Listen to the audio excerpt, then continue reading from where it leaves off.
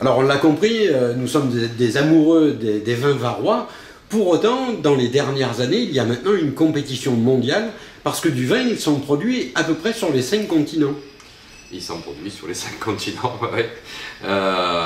Oui. Si on prend les États-Unis, Napa Valley, c'est aujourd'hui un gros producteur. Mais il y a aussi la Chine, il y a aussi l'Australie, il y a... l'Afrique du Sud, l'Amérique du Sud. T'en as oublié un, hein, en fait, c'est l'Europe. Hein. Parce qu'au-delà de la France, il y a quand même 3 poids lourds en Europe, qui sont évidemment la France, mais qui sont l'Espagne et qui sont l'Italie. Ils produisent à peu près autant que nous, ils exportent à peu près autant que nous, et ils font d'immenses vins de qualité, ce que nous, Français, on aime volontiers oublier. L'Amérique du Sud, énormément, on consomme beaucoup, on produit beaucoup, avec que ce soit l'Argentine ou le Chili, même le Mexique, l'Uruguay font des vins magnifiques. L'Afrique du Sud en produit énormément. Tu as cité l'Australie, on peut citer aussi une partie de l'Afrique du Nord, que ce soit le Maroc, que ce soit la Tunisie, on y trouve des vins magnifiques. Au Liban, on fait des vins qui sont absolument extraordinaires. Il y a quelques semaines, il m'est arrivé de goûter un vin qui venait de Syrie. En ce moment, l'actualité est plutôt ailleurs que sur le vin. Non, on en fait partout. On a une concurrence partout. Mais est-ce que le Var est équipé pour aller sur une compétition mondiale? Oui, encore une fois, on fait du rosé, les autres n'en font pas. Ou du moins, n'en font pas aussi bien que nous. Alors, l'idée, évidemment, c'est pas de tomber dans une autosuffisance en disant on est les champions du monde, on est les meilleurs, on sait tout faire, tout va bien. Peut-être c'est vrai, c'est certainement vrai, mais la partie éducation est très importante. Mais ça veut dire qu'il va nous falloir faire des efforts pour marier le rosé avec de la gastronomie. En fait, la grande chance du rosé, c'est de se marier avec ce qu'on appelle la world cuisine. Il n'y a rien de mieux qu'un rosé avec un travers de porc ou une poêlée de soja. Je reviens sur mon expression vin du monde en fait. Moi, ce qui me dérange dans le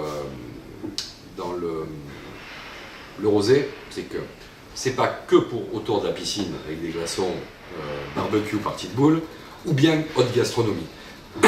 Pour moi, sa vraie place, elle est entre les deux. C'est-à-dire que le rosé et la cuisine du monde, c'est juste naturel. Le rosé vous propose de la finesse quand vous en avez besoin sur un plat qui va vous en demander. Sur une cuisine épicée et relevée, il va vous apporter cette puissance dont vous aurez besoin.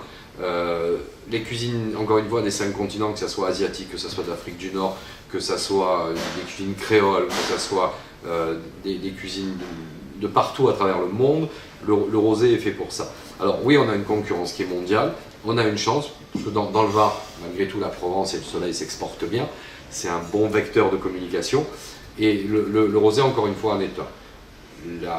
L'erreur à faire serait de se prendre pour des champions du monde, de croire qu'on est arrivé, et de ne pas continuer justement cette éducation-là.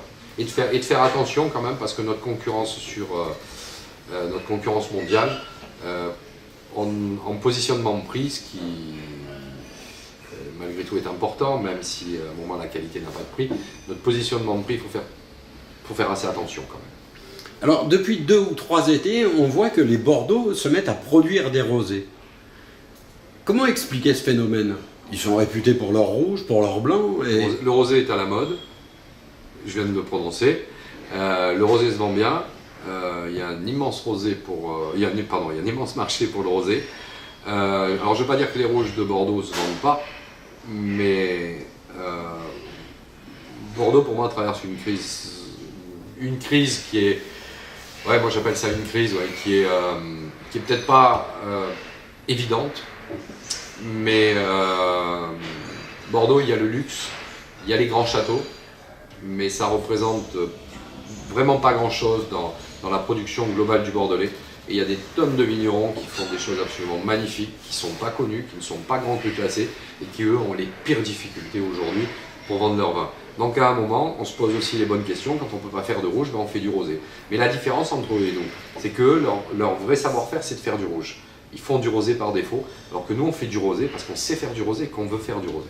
C'est pas un deuxième choix. Mais est-ce qu'il n'y a pas aussi une raison économique? Quand on fait un vin rouge de garde il faut attendre 2, 3, 4 ans avant de pouvoir rentrer dans sa trésorerie. Le rosé, on va le vendanger au mois de septembre, et allez, au mois de février, mars, on peut déjà commencer à le vendre. Est-ce que ce n'est pas aussi une raison économique pour les vignerons? Absolument. Je veux dire, aujourd'hui, toutes les entreprises ont besoin de trésorerie. Hein. Donc, au plus vite on peut la faire rentrer, faut savoir qu'ils sont imposés sur leur stock aussi, comme tout le monde. Au plus tôt on peut faire rentrer de la trésorerie, au mieux c'est. Alors, c'est vrai que faire du rosé en ce moment dans le monde du vin, quand on a du vin à vendre, bah, c'est plutôt tentant. Mais après, il faut savoir le faire. Pour l'instant, c'est encore notre avantage, c'est que nous, ici, dans le Var, on sait faire du rosé. Oui. Mais malheureusement, ce qu'on peut craindre, c'est que de riches mécènes viennent nous débaucher les maîtres de chai. Ah non, c'est pas une question de maître de chai. Non, c'est pas une question de maître de chai. On a un climat, un terroir et des cépages. Vous ne pouvez pas le transposer ailleurs. Certainement pas. Après, il faut vraiment une grosse volonté. On a d'immenses atouts, comme je vous l'ai dit, c'est que le Var a des attraits touristiques depuis très longtemps. La Provence est un excellent vecteur de communication. Nous sommes une région enviée par le monde entier. On a ce gros avantage. Demain, je citais la Chine tout à l'heure, ils peuvent nous débaucher qui ils veulent. Ils ne feront jamais ce qu'on fait nous.